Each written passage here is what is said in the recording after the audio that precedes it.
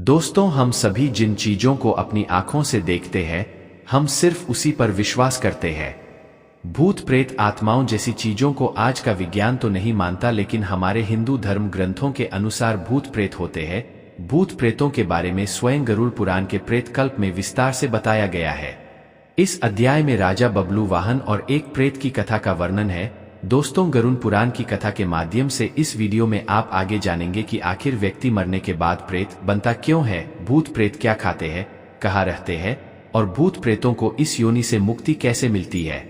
नमस्कार दोस्तों, स्वागत है आपका हमारे चैनल वैदिक ज्ञान संगम में। आपसे अनुरोध है कि चैनल को सब्सक्राइब कर ले और कमेंट बॉक्स में जय श्री नारायण लिखकर परमात्मा को अपना आभार व्यक्त करें। दोस्तों, जिस तरह से हमारी यह दुनिया है, ठीक उसी तरह भूत प्रेतों की भी अपनी दुनिया होती है।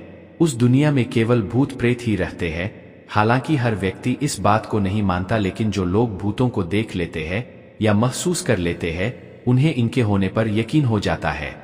अरुण पुराण के अनुसार भूत प्रेत वही लोग बनते हैं जिनकी कोई आखिरी इच्छा अधूरी रह जाती है, या जिन लोगों का अंतिम संस्कार विधि सम्मत नहीं किया जाता। ऐसे मनुष्यों की आत्मा को शांति नहीं मिलती और ऐसे ही मनुष्य मरने के बाद प्रेत योनि में अनंत काल तक भटकते रहते हैं।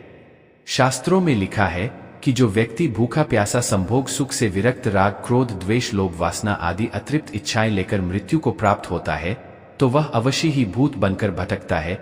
इसके अलावा जो व्यक्ति दुर्घटना, हत्या, आत्महत्या आदि से मारा है, वह भी भूत बनकर भर सकता है। ऐसे व्यक्तियों की आत्मा को तृप्त करने के लिए श्राद्ध और तर्पण किया जाता है। जो लोग अपने स्वजनों और पितरों का श्राद्ध और तर्पण नहीं करते, वे उन्हें आत्माओं द्वारा परेशान किए जाते हैं।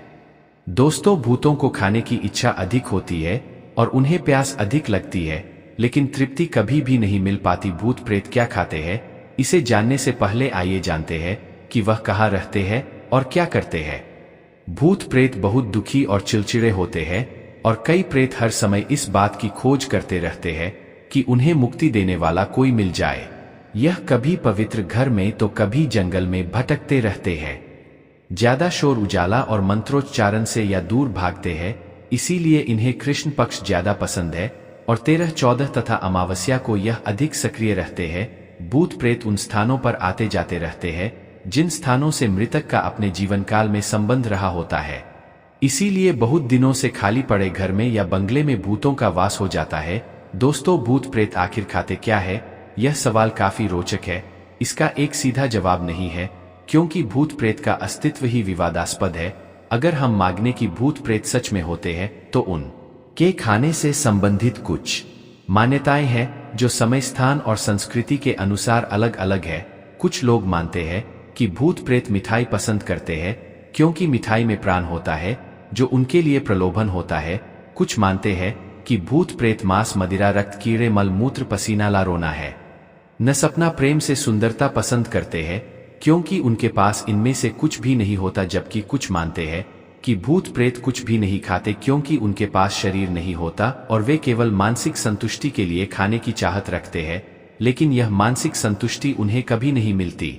लेकिन अगर गरुड़ पुराण बात करें तो इसका सटीक उत्तर अध्याय 7 के प्रेत कल्प में मिलता है, जिसमें एक प्रेत ने एक राजा को भूत प्रेत क्या क्या खाते पीते हैं इसका वर्णन किया है।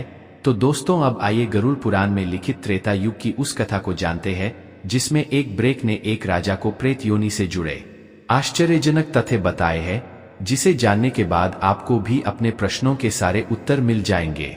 दोस्तों, एक बार पक्षीराज गरुड़ ने भगवान विष्णु से पूछा कि हे प्रभु, किन कर्मों के कारण मनुष्य मृत्यु के बाद प्रेत योनि को प्राप्त होता है, प्रेत योनि में उसे क्या क्या कष्ट मिलते हैं और प्रेत योनि में वह क्या खाता पीता है, कृपया कर विस्तार से बताया। इसके उत्तर में भगवान विष्णु ने गरुड़ से कहा कि पक्ष सिराज, तुम्हारे प्रश्न के उत्तर में मैं तुम्हें त्रेता युग के महाबलशाली और धर्मपरायण राजा बबलू वाहन के विषय में बताता हूँ। राजा बगरू वाहन धर्म कर्म में विश्वास रखने वाला प्रजापालक राजा था। एक बार वह शिकार पर गया और शिकार करते करते घनघोर वन में वह भटक गया। बहुत भटकने के बाद जंगल के बीच में उसे तालाब दिखाई दिया। राजा थकान और भूख प्यास से बहुत व्याकुल था। उसने जलाशय में पानी पीकर स्नान किया और एक पेड़ के नीचे आराम करने लगा। तभी एक भयानक प्रेत उसके सामने आया और बड़ी विनम्रता से कहा कि धार्मिक व्यक्ति, आप कौन है? आपके संपर्क में आने से मेरा प्रेम भाव छूट गया है।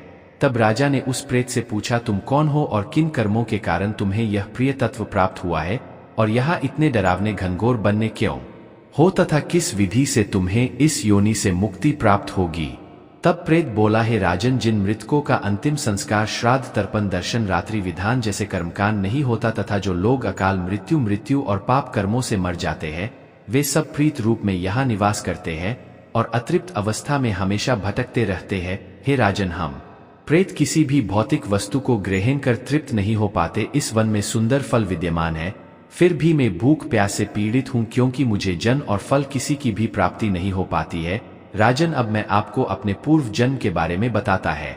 मृत्यु से पूर्व में विदिशा नामक नगर में रहता था, वैश्य जाति में उत्पन्न हुआ था। उस जन्म में मेरा नाम सदैव था, मैं खूब दान करता था, देवताओं पितरों को नियम से पूजन तर्पण आदि किया करता था, जिससे वे संतुष्ट रहते थे। किंतु मेरी कोई संतान न होने से मेरे सभी पुण्य कार्य निष्फल हो गए।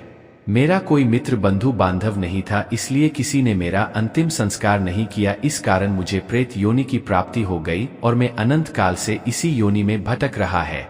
मुझे भूख और प्यास लगती है, लेकिन नेतृत्व नहीं हो पाता। हमेशा भूख शांत करने के लिए इधर उधर भटकता रहता हूँ। अब मैं आपको एक मणि दे रहा हूँ, उससे प्राप्त धन से उत्तम ब्राह्मणों को आमंत्रित करके विधि विधान से मेरी नियमित आधार पर दैहिक क्रिया का अनुष्ठान करके मुझे प्रिय योनि से मुक्ति दिलाई है।